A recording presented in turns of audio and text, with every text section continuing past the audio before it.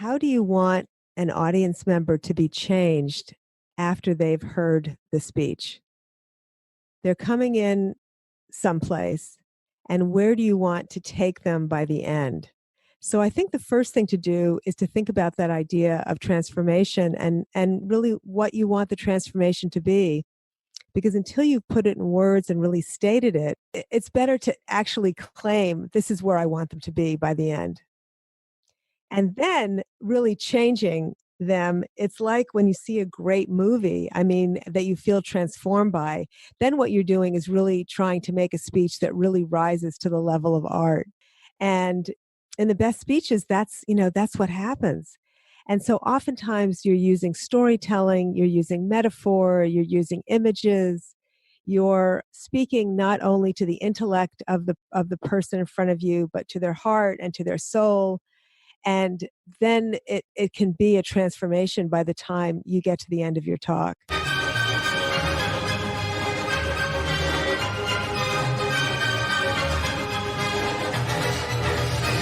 So you're a smart business committed to innovation, to service and to modern marketing, and you're asking, what's next? Wondering how you can become even more innovative.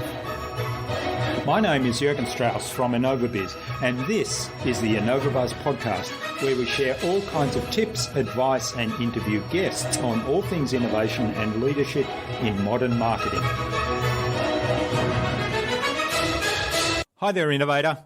It's great to be back with another episode. I hope you've had an awesome week so far. And I trust you enjoyed our most recent interviews with Alicia and James Crook of Massage Champions and with Andres Purdy of Outfunnel.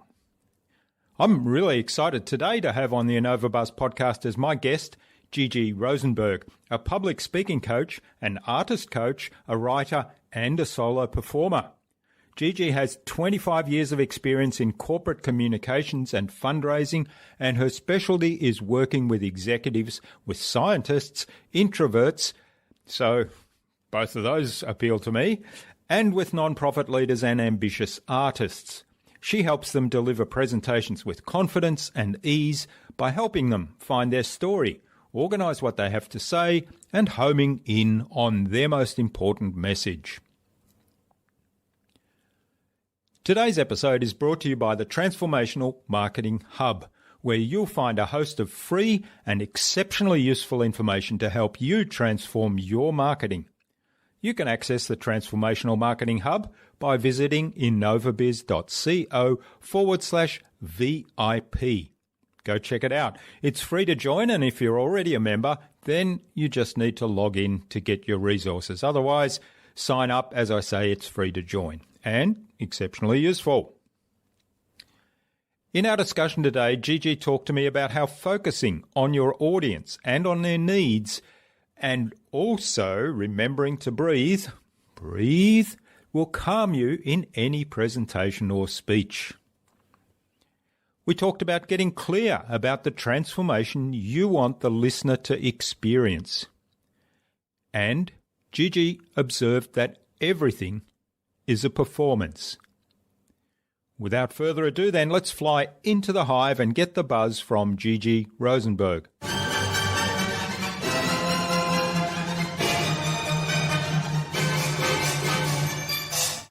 Hi, I'm your host, Jürgen Strauss from InnovaBuzz, and I'm really excited to welcome to the InnovaBuzz podcast today from Portland in Oregon, Gigi Rosenberg, who's a public speaking coach, an artist coach, a writer, and a solo performer. Welcome to the podcast, Gigi. It's a great privilege to have you as my guest. Yes, it's great to be here. Elise Bennon, who was our guest on episode 162 of the InnovaBuzz podcast, suggested that we interview you. So a big hello to Elise as well. Yes. Hi, Elise. Now, you work with executives, with non-profit leaders and ambitious artists, you call them, as well, to help them connect with their audiences with clarity, with authenticity, and with warmth. So I'm looking forward to learning more about all things connection and presentation and putting together stories today. But before we start talking about connecting with your audience and storytelling, tell us a little bit about your background. How did you get to where you are today? And what were some of the pivotal moments in that journey? Well, I grew up in a very artsy family. So we were always making a movie or putting on a puppet show or putting on a full, musical production or sewing costumes or making macrame. So performing and making things were always part of my growing up. And I was also very interested in people. So I majored in anthropology in college. And, I think even in my late 20s, I knew that I wanted to help people just perform better in sort of the everyday theatrics of life. And I also have many different interests. So I didn't pursue it then, but then I became a film and video producer and I studied acting. And then about probably 20 years ago, it sort of all came together where the public speaking coach, you know how it can sometimes take you a long time to figure out what you call yourself? Yeah. Well, about 20 years ago, it sort of all came together and I realized, oh, I'm a public speaking coach now. I get it. So that's sort of the quick version of my how I came to do this. Hmm. So what kind of things do you do with your clients? Well, they come to me at different stages in their process. Some come and they just want to start and by saying, "Let's brainstorm. This is my audience. This is what I want to say, but how do I tell the story?" Hmm. Others come and say, I've got my story, but I'm terrified to get up in front of a group, or I perform well in front of people I know, like my staff, but when it's a room full of strangers, I just break out in a sweat. So they just want to know about the performing aspects of it. But the truth is, once we sort of get the piece up there, it is like putting on a play. So we realize, wow, that line isn't really working, or the open isn't really working. Is the problem in the performance? Is it how you're saying it? Or is it actually what you're saying? So it becomes sort of a balancing act between the content and then the performance of the piece. Okay. Yeah, that's fascinating. So it's not just a presentation, everything is a performance like a play. It really is because you've got your script and then you've got your body and your voice and the setting and, and maybe even music and lighting too, if it's something that's a little, fancy schmancy. Yeah. So, Yeah. All right. So let's talk a little bit about developing those presentation skills. And you mentioned, people coming in with a fear of speaking in front of a strange audience, perhaps. So maybe we can start there. What are some of the tips you have for people that might be feeling that? well, the biggest thing is to remember that the presentation you're about to make has really nothing to do with you. Hmm. It's really all about your audience. So if you can stay focused on who they are, what they need, why they came to hear you, where you want them to be by the end of the journey, that takes a lot of the pressure off right away.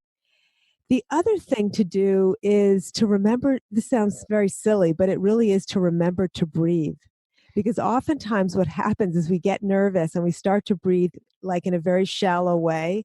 And then our body goes into sort of panic mode, thinking, uh oh, I'm not getting enough oxygen. And it starts to set up this very vicious cycle. So to remember to breathe. The Yeah. huge other thing is to rehearse because I know when I'm going somewhere and showing up and I don't feel prepared, I'm automatically more nervous because I'm all nervous about, what's going to happen. What if I screw up? I don't really know, I didn't really rehearse this. So rehearsing is super important, especially if we can do it in the same room or a similar room.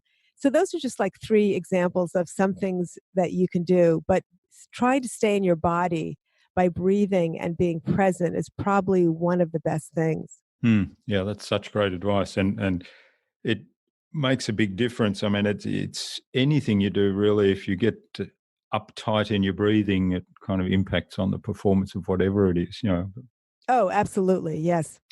And the other part of remembering it's all about the audience and what you're doing for them, because they care a lot less about how you look or whether your eyebrows are trimmed properly, or whether your makeup's on or whatever it is, then No, and you are. exactly. I mean, if they're thinking about your eyebrows and your hairdo and your makeup, then you're in trouble. They That's should be right. thinking more about what you're saying. Mm. So they shouldn't have time to think about that unless it's a show about beauty or eyebrows or something. Yeah, So yeah. Well, you've got to get the branding right.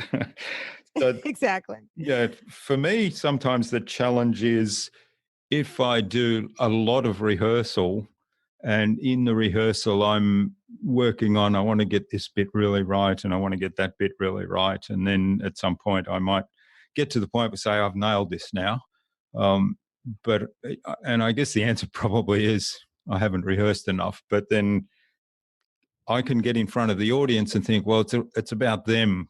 But in the back of my mind or in my unconscious, there's that, did that come off the way I wanted it and the way I've been rehearsing it? So Right, there's a bit of a right. dichotomy there. Well, sometimes it's interesting because in a way you need to let go of this is just a life lesson. You need to let go of the outcome because sometimes if you care so much that it has to be a certain Mm. way, it makes that certain way almost impossible to achieve, if that makes any sense.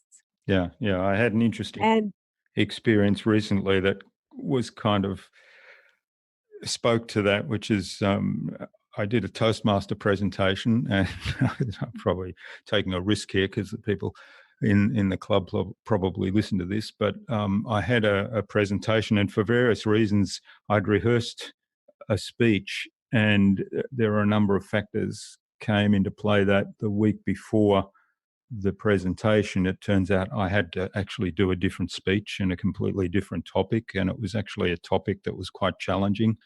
And I thought, oh gosh, I don't have time to prepare for this. I've got all this stuff going on this week. And I kept procrastinating about putting together a presentation and so on. So I actually drove to the presentation not knowing what I was going to say. And in my mind, I constructed some bullet points and I went on stage and essentially talked to the bullet points that I had in my mind with no rehearsal or anything. But it went really well. Everybody really liked the speech. And I attribute that a little bit to that I wasn't attached to the outcome at all because I knew I was ill prepared, and I thought, well, I'm just going to do my best here because it's not ideal. that's an amazing story. That really is. I mean, I don't recommend doing No. that for obvious reasons. It can also be very nerve-wracking, but that is a great example of how detaching from the outcome. And also the other thing I think you did in that story is you set the bar so low. You basically thought, well, I'm probably going to screw up. Yeah, yeah. This probably isn't going to go well. And then, anything you did was going to be better than what you were expecting. So it freed you in a way to be great, Mm. so that's a terrific story. I think what we can learn from that is if you can set the bar really low, then sometimes it makes it just much easier to really, really, to nail it. Mm. And also, I'm not sure what the right way to say this, but giving yourself permission to make a mess of it and say, well, I'm going to aim to do the best I can do. I'll rehearse, I'll prepare, I'll do all the things that you've recommended. Um, but if it doesn't work, that's okay. It's it's learning. Absolutely. And the other thing is it's not brain surgery. No one's going to die if Yeah. you die on the stage. So you got to remember that too, to keep just to keep it in perspective. That really helps a lot because that's the thing. You feel like I tell people when they come to my workshops, I promise none of you are going to die today from the experience of getting up and talking in front of the group for 2 minutes. Mm, So if you can remember that it isn't life or death, that can help us also. yeah. Well, one of the things that I'm really keen on, and I leave a presentation where something has changed within me as a result of listening to that presentation. So I've been inspired, or I've been motivated, or I've been compelled to take some action. And I'm always interested, how does a speaker have that kind of impact on the audience? It's interesting because one of the questions I ask people who work with me as we're preparing is, how do you want an audience member to be changed after they've heard the speech? They're coming in someplace, and where do you want to take them by the end? So I think the first thing to do is to think about that idea of transformation and really what you want the transformation to be, because until you've put it in words and really stated it, it's better to actually claim this is where I want them to be by the end. Mm. And then really changing them. It's like when you see a great movie, I mean, that you feel transformed by, then what you're doing is really trying to make a speech that really rises to the level of art, you know. And in the best speeches, that's what happens. And so oftentimes you're using storytelling, you're using metaphor, you're using images, you're speaking not only to the intellect of the person in front of you, but to their heart and to their soul. And then it can be a transformation by the time you get to the end of your talk. It may not be what's going to happen to the talk you're giving about the new health insurance policy at the company. You know what I mean? Mm. But maybe it will be. You know what I mean?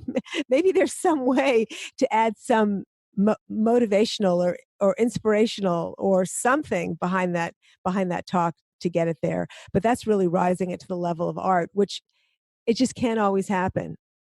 Yeah. But when it does, it's wonderful. Mm.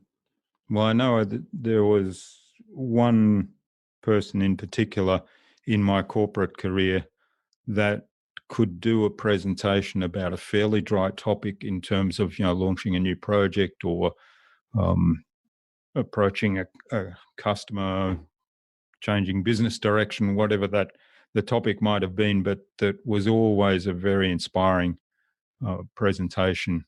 And he was always very effective in getting people on board with the direction that he was wanting to take that particular business or initiative in. And of course that made a huge difference in how the team then operated and the motivation that people had to actually contribute to that initiative.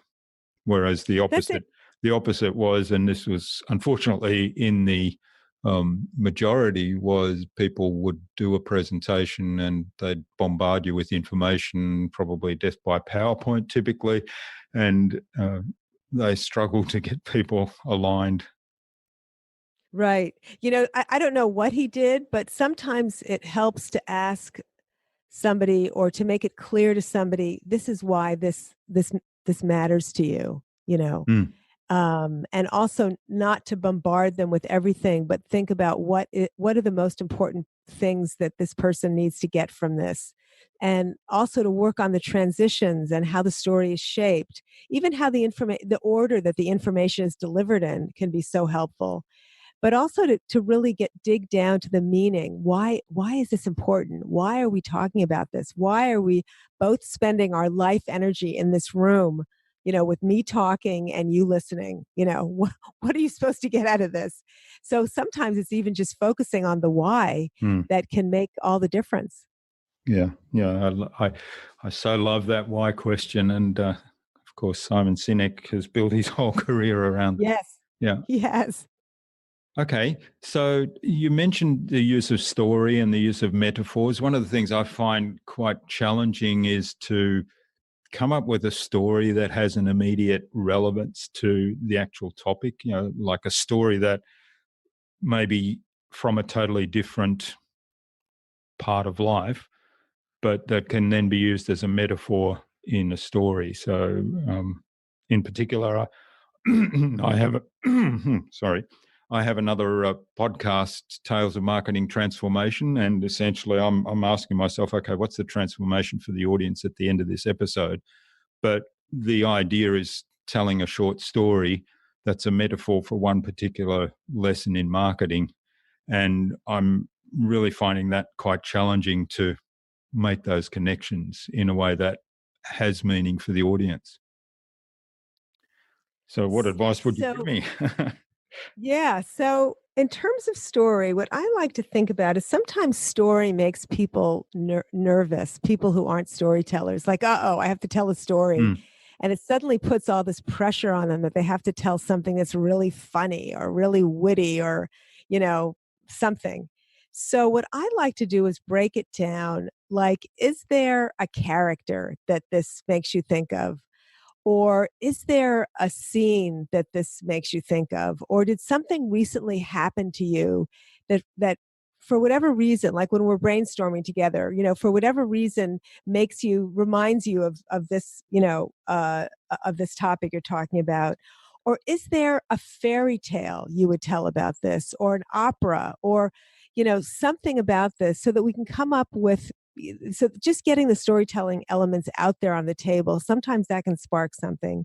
Mm. The other thing sometimes is there a way to dramatize something? So for example, one of the best examples of taking a statistic and dramatizing it, which can really make it hit home, I can't remember the exact statistic, but it was something, how many people are dying every day from the opioid crisis, right? This is something I read in the New York Times. Mm. And the writer basically translated that into saying that would be like a jumbo jet, crashing every day, or whatever, whatever it Yeah, was, yeah. with that many people on it. And suddenly you think, oh my gosh, if a jet was crashing every day, we'd be doing something about it. You know what Mm. I mean? That would just be like too much to tolerate. But what an incredible visual image. So now I am never going to forget. I might not remember how many people are on the plane or how many people are dying every day from that crisis, but I'm going to remember that's as many as fit on an entire airplane. You know what I mean? Mm. Like, that image is never going to leave my mind. So is there some way when you're using numbers that you can dramatize them, so they really there is an image that people take in? So that's like one example. So these are the ways of getting all the elements of story out there on the table and then starting to build something. Another great thing to think about is, what's the moment when something shifted, or the day when something was different. So that's another way to think about, telling a story, because there's just, no one right perfect story, like formula for everything you're gonna, every topic and every audience you're gonna speak to. But those are just some storytelling elements that you can put on the table and start to really play with. Mm. Yeah, that's great advice. I've I've in doing some work on this, I've discovered that if you want to come up with a story that's kind of really special or particularly funny or something out of the ordinary, that puts a lot of pressure on you. And if you're creative, you can actually take some mundane, everyday things that happen to you and happen to all of us, um, and turn that into a little story around a metaphor. So I've been doing a little bit of work on that, but again, the kind of pressure of, oh, I want to write a story today, kind of often ends up giving me writer's block, so to speak. Oh, yes. If you sit down and think, I have to be brilliant now, that's the surest way to be the most unbrilliant you could possibly be. Yeah. I agree. Hmm. All right. Now you talked earlier about rehearsal being one of the three keys to kind of be better prepared for a presentation.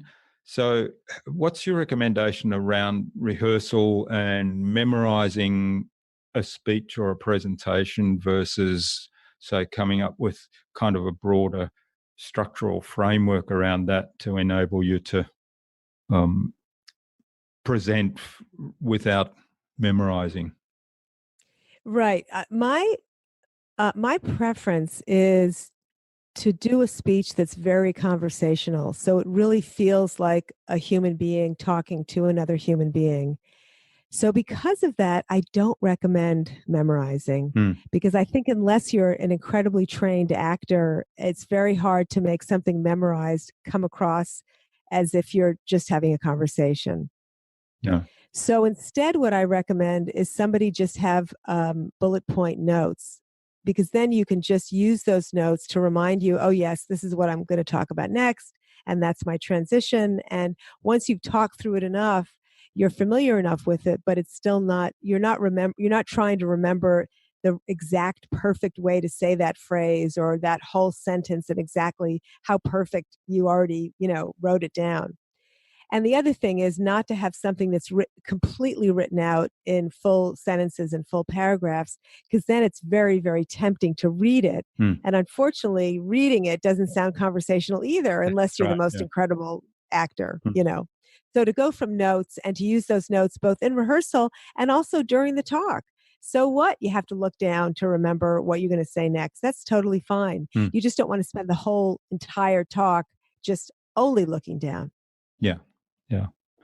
Yeah. I was. I had this lesson very early on in my career. When I was a graduate student, I did my first presentation to a national convention, and that was a big honor to actually get that gig as a graduate student. And so I had a bunch of slides that I presented, and I wrote out a 1 hour talk, scripted, and I had the notes all nicely handwritten out in those days, and I had those in front of me, but I'd memorized them, so I didn't read them, and it actually worked pretty well until about the 40-minute mark, when I forgot a sentence. It was just gone out of my head. And of course, forgetting that sentence meant the whole structure from there on collapsed. So I had nowhere to go. And because I'd done 40 minutes from memory, I hadn't been turning pages. So I had to spend a minute or so finding the page where my sentence was that I'd forgotten, until I got back to that sentence. And then I realized this isn't a real good way to do it. That's a great example of why the memorizing isn't the best, Hmm. the best thing to do. Yeah. But And the other thing you brought up that just reminded me is sometimes people are afraid to pause and are afraid to make a mistake, or people lose their place, hmm. sometimes, or they need to find something. And sometimes the pause can be dramatic. It can give people time to digest what you're saying. It can show that you're a human being, and like all of us, you lose your place. So I think that's a great example of why you shouldn't memorize, but also to be forgiving. It's I mean, learning how to perform well is also a lesson in just learning how to forgive yourself and let yourself be a human being, just getting up there to have a conversation with your audience. Yeah. Yeah. And the other lesson for me in that was, if I have it so closely scripted and I make that mistake as I did then I'm thinking, oh, I've messed this up. Whereas if it wasn't that closely scripted, then the benchmark that I had to meet wasn't stick to the script. So, mm. Exactly. Yeah, that makes sense. Yeah. Now you mentioned pause, and I know you've written an article recently about how to get rid of the filler words. So talk to us a little bit about that. So I tend to use a lot of you knows and so, and of course the odd . We all do. And it's a habit. It's just a habit that's very, very, very hard to get rid of. But the first step in getting rid of that habit is to just grow a consciousness about it. So you start to hear the to hear the like, to hear the so. And then you start to actually feel what it's like to almost to be on the verge of saying so, to be on the verge of saying like. And once you have the consciousness, then there becomes a moment when you can be, I'm going to say it, I'm going to stop, and then you don't have to say it. It is one of the hardest things to actually get rid of. And I find the more nervous I am, the more I like so and all that. So another thing is just to practice being relaxed, because being relaxed will make everything in life so much better. Yeah. Yeah. Yeah. Public speaking's a metaphor for a lot of things, isn't it? It really is. Mm. Yes, it absolutely is.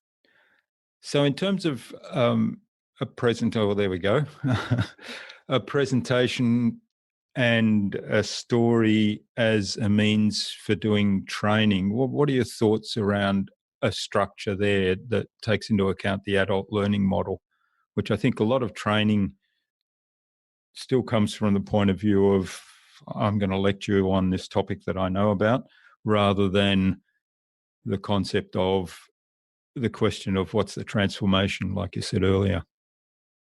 So what's your question exactly? How might you organize a training that would use story, or Yeah, what do you? basically. Yeah. So, sometimes it kind of depends on what you're teaching people. So, for example, I always think a story can be a good way to open something if there's something inherently interesting about the story, or there's some kind of hook in the story, or if there's a mystery that we're going to find out what happens by the end of the training, that kind of thing. But sometimes using a story can just be the dumbest thing you ever thought of. It kind of just really depends what you're teaching. So it's hard to answer. There's a big. So it's hard to answer that question just in general for trainings, because I feel like you should use what's going to fit with your audience the best, and use what's really going to fit with the material the best. And often it's story or elements of story, and other times maybe it's not. Maybe it's sort of something else, or using more images, or some, just a whole solution we haven't thought of yet. All right.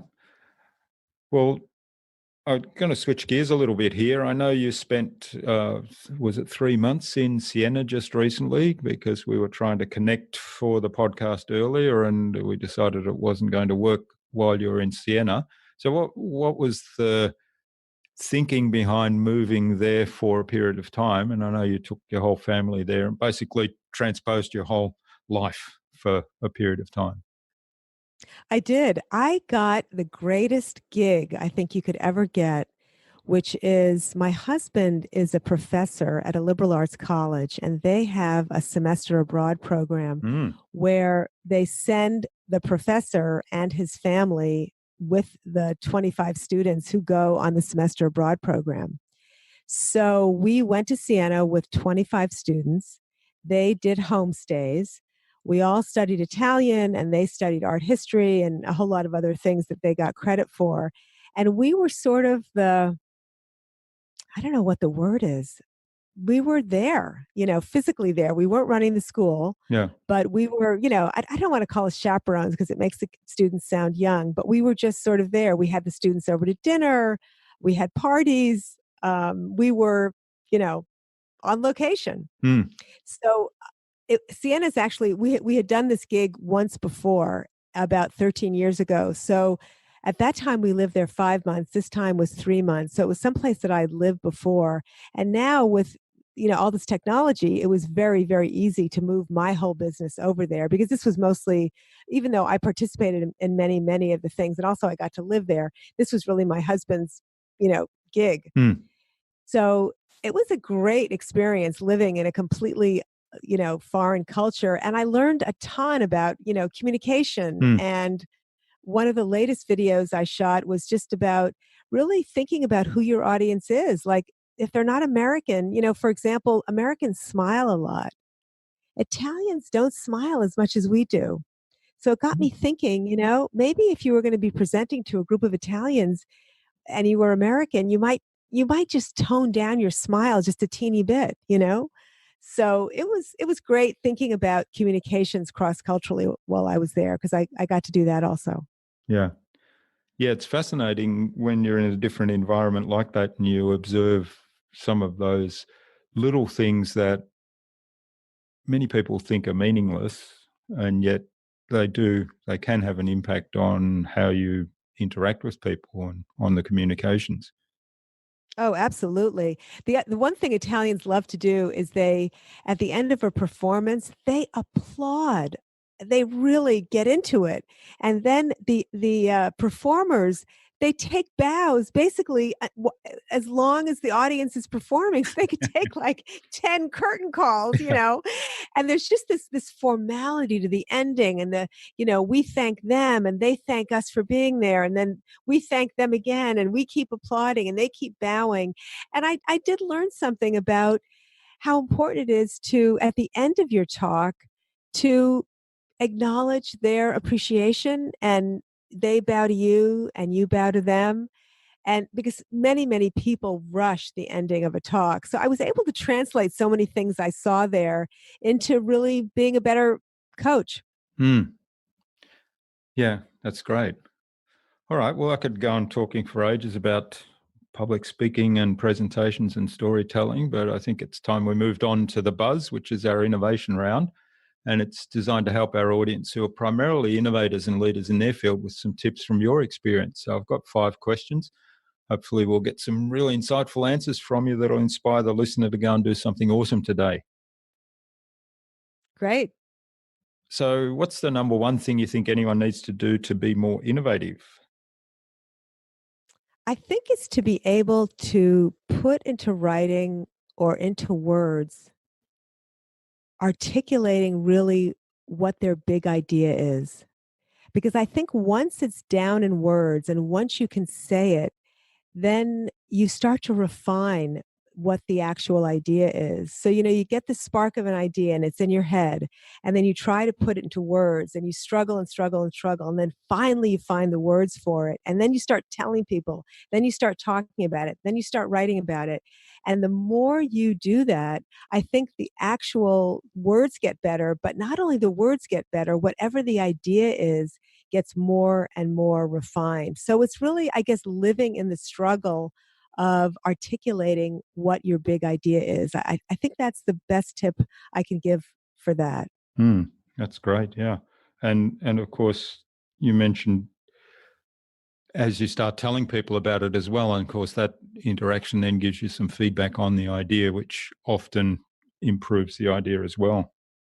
Yes, absolutely. All right. What's the best thing you've done to develop new ideas? I think it's letting my mind wander. And then after it wanders, getting a pen and writing it down. And I'm also an extrovert and a verbal processor. So after that, I need to go talk to somebody, because in the process of talking and trying to communicate my idea, it gets better and better and better and better. Or I talk it through and I think, nope, there's nothing there at all. I got to go back to the drawing board. But that process of talking, letting my mind wander, writing it down, and then talking it through, that 3-step process really, really helps me. I think letting your mind wander is one of my favorite recommendations for this question. And my way of doing that often is just going out on a solo bike ride, because I'm a keen bike rider. And I find that if I'm on a solo bike ride on a quiet road where I can, focus 50% of my attention on watching the road, and that's enough. And there's a lot of ideas that percolate up on that. Of course, I don't stop to write them down. That's the danger. Sometimes I'll go out on an hour's bike ride and have about 5 ideas. And so I'm desperately trying to remember all 5 of them by the time I get back home. Yes, that's a problem. That's a problem of bike riding, swimming, or being in the shower. That's right. Yeah. So, All right. What's a resource that you use most often? well, I think that was a question that was about for productivity. Isn't that right? Yeah, productivity and creativity. Yeah. I mean, I think the app I love the most is I have an app called Things, which helps me stay organized, because in Things, if I think of something I want to do like next week, I hate to have things crowding my to-do list, so I can like assign it to next Thursday. Like that's the day I need to do XYZ. And I find that just ridding my mind of all these things I'm trying to remember is the thing that helps me feel most creative, because I feel like everything's taken care of. So that's my favorite app or thing that I use constantly. it also has a place that's called, God, I can't even remember what it's called, but it's like a parking lot Mm. where it's ideas that I have, but that I don't want to act on right now, but I don't want to forget them. So it's like a parking lot. I can just park them there. And then when I have free time, I'll go and look in that, in that basket and see, oh, what's there? Does anything now, you know, is now the right time for me to pursue any of these ideas. So I'm one of these people that I love to stay organized, but I like a system with a lot of buckets where I can put things and know that I'm going to get back to them at some point. Mm. Yeah. Now, I've had a look at things a couple of times, and I was very impressed by how it's set up. Unfortunately for me, it's Mac only. So Oh, I'm a that's PC right. person, so I can't use it because I'm really impressed by it. Mm, Yeah, I love it. And it's simple. You don't have to like take a course in how to use it. It's very yeah, intuitive. that's the problem with some software, unfortunately. Yes. Okay, what's the best way to keep a project or a client on track? That's really interesting because this is what I love about being a consultant is I get to be honest and I get to say, if you want to be ready by next Wednesday, we got to do this today. Hmm. And I just love how direct and honest I can be because we don't work together. I'm not your boss. You're not my boss. We don't work at the same company. When this gig ends, we're two independent people. So I just think it's to be honest about what needs to happen and also just be with the client in the struggle. I had a coaching session the other day where everything just fell apart. And I told this client, well, you know what? This is the part of the process when everything just falls apart. This is exactly what should be happening right now. Because I find there's often a way that creative work happens. In the beginning, you have the idea, and then somewhere in the middle, it all falls apart. And then if you keep working on it and keep honing it, then it does come together at the end. And really, that was just where this person was in the process. So I love naming things and also just staying with the person as they struggle through a creative process to get to something that's really clear and really honed. Hmm. Yeah, I love that.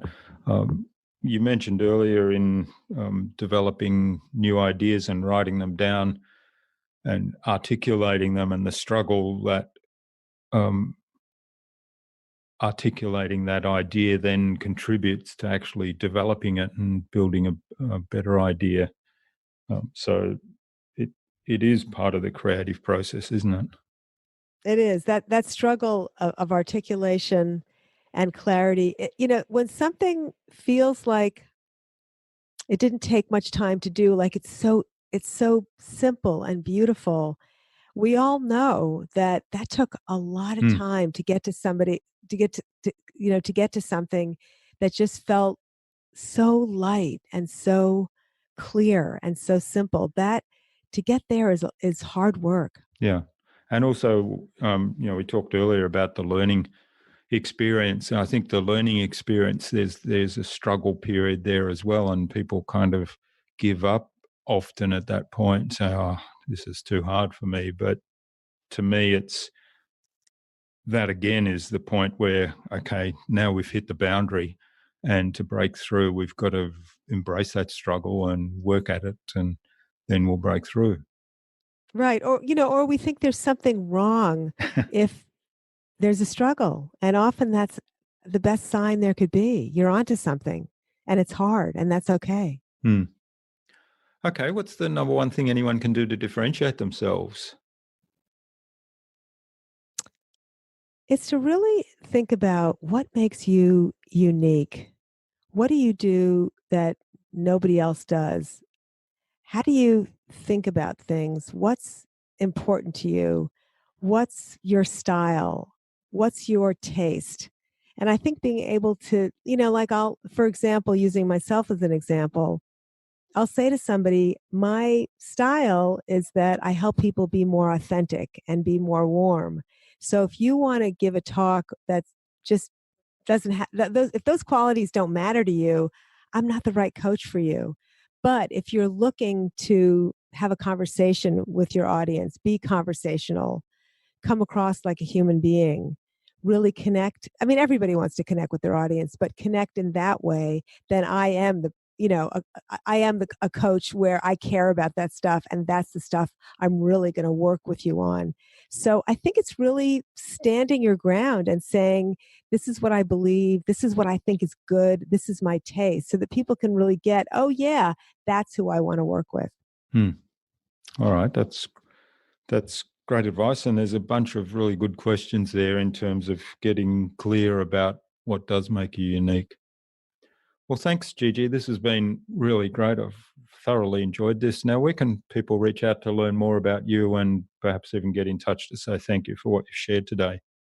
Oh, that would be great. So you can always leave me a message on my website or email me at gigirosenberg.com. I'm also on LinkedIn, and I'd love to connect with people there. So that's also a great way to find me. And my name is unique. So it's, the first name is Gigi, Gigi, and the last name is Rosenberg, Rosenberg. All right. And we'll have links to those places in the show notes as well. So make it easy for people to find you. Okay. Sounds great. What's the number one piece of advice then you'd give to any business owner who wants to be a leader in innovation and in their field? I think it's to wake up early and get the important stuff done first. The first hour of the day, claim it as your own.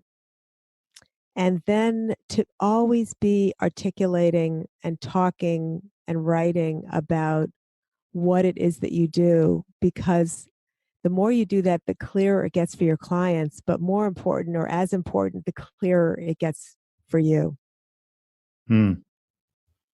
That's great advice. And it just occurred to me that when I'm sitting there in front of my daily journal thinking I've got a writer's block today, that I could just articulate what is it I do, or what's my business about, because that will get me more practiced in that and also help me refine that.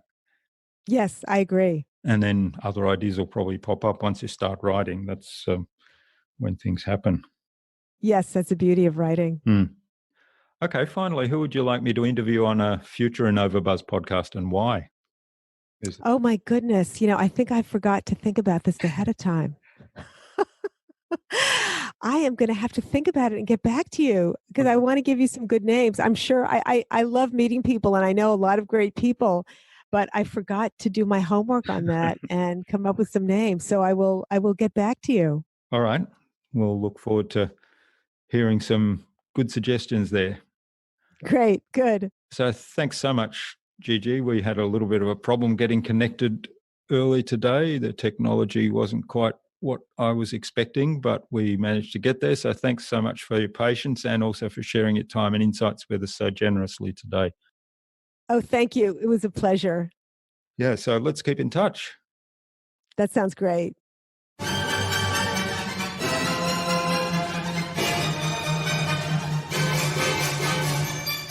I hope you enjoyed that delightful and engaging conversation with Gigi and took something with you from what she shared. I particularly like the idea of writing down the ideas and embracing the struggle to articulate them early, which I know I really struggle with, because that's a way to refine the idea and articulate it better.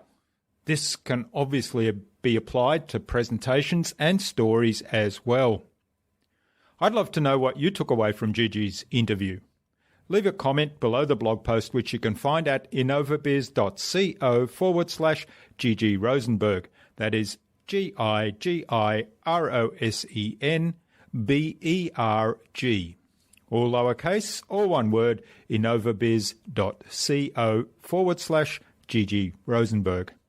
You'll also find contact information for getting in touch with Gigi there, as well as links to her website, her LinkedIn page, and the other resources we spoke about in today's interview. Gigi suggested we interview Genevieve Margario of Red Lemon Creative on a future InnovaBuzz podcast. So, Genevieve, keep an eye on your inbox for an invitation from us to the InnovaBuzz podcast, courtesy of Gigi Rosenberg. Finally, I'd like to give a shout out to Duncan Smith for his review of the InnovaBuzz podcast. He says, insightful host. I've had the opportunity to be interviewed by a number of hosts on radio, on podcasts, and webcasts. Jürgen stands out for being thoughtful, insightful, asking interesting questions, and making the podcast a conversation while allowing space to explore the topic in unexpected and useful ways. Enjoyable and practical, a great combination. Thank you, Duncan. I really appreciate that feedback, and I appreciate you highlighting those areas which are things that I'm really keen to work on and continue to improve. So thank you, Duncan. And for the listener, check out whether you think his feedback is accurate. And I always welcome reviews from you, the listener, at any time. Remember to visit InnovaBuzz.co/VIP to access the Transformational Marketing Hub and all its free and exceptionally useful information to help you transform your marketing. Also, check out our Tales of Marketing Transformation show at talesofmarketingtransformation.com, where each episode will provide one valuable message to guide you on your journey of marketing transformation. And, of course, tune in again next week to the InnovaBuzz podcast, where we've got more fantastic guests lined up, including Steve August, Founders Coach, and Robin Bennett, the Technology Queen. Stay connected. Subscribe to the InnovaBuzz podcast so you'll make sure you'll never miss another episode. Head on over to innovabiz.co/subscribe. We'd also love you to leave us a review, because what you think matters to us. Take some of the ideas you've heard today and apply them in your business. Any thoughts, ideas, suggestions, or questions, then share them in the comments below the blog post. And remember, if you want to get better marketing results than you ever have, join our fantastic Facebook community at the Tales of Marketing Transformation Facebook group. All you have to do is go to innovabiz.co/TMA. It's free to join. I hope to see you there soon. Until next time, I'm Jürgen Strauss from InnovaBiz. Remember to be awesome and keep innovating.